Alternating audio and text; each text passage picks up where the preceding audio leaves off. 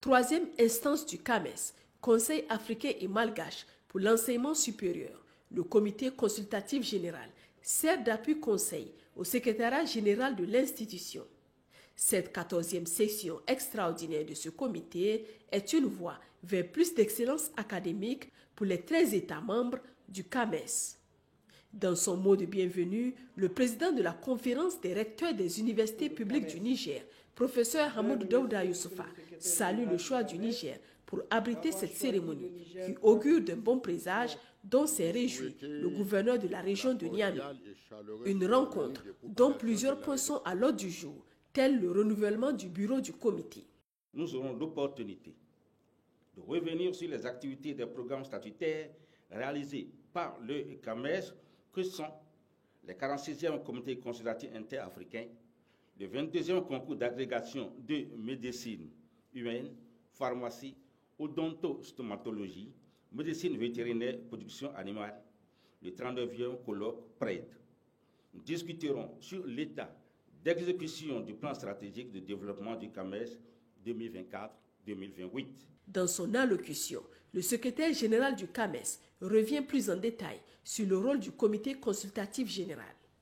Le CCG analyse et donne son avis sur l'état de mise en œuvre et les perspectives des activités académiques et scientifiques réalisées ou planifiées par le secrétariat général.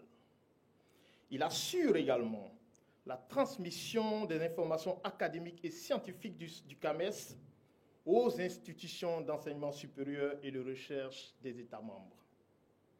C'est vous dire l'importance capitale de cette instance dans la vie et les performances de notre institution.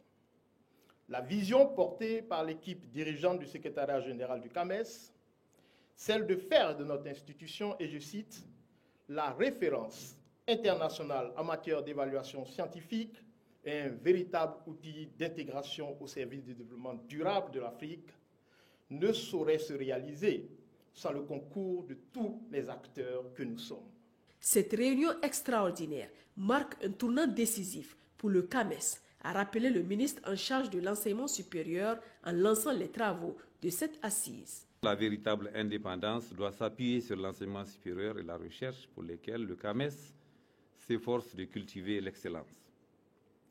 Les plus hautes autorités de notre pays placent l'enseignement supérieur au rang des priorités pour la quête de la souveraineté et du développement. L'ordre du jour de cette session extraordinaire comporte des points très importants.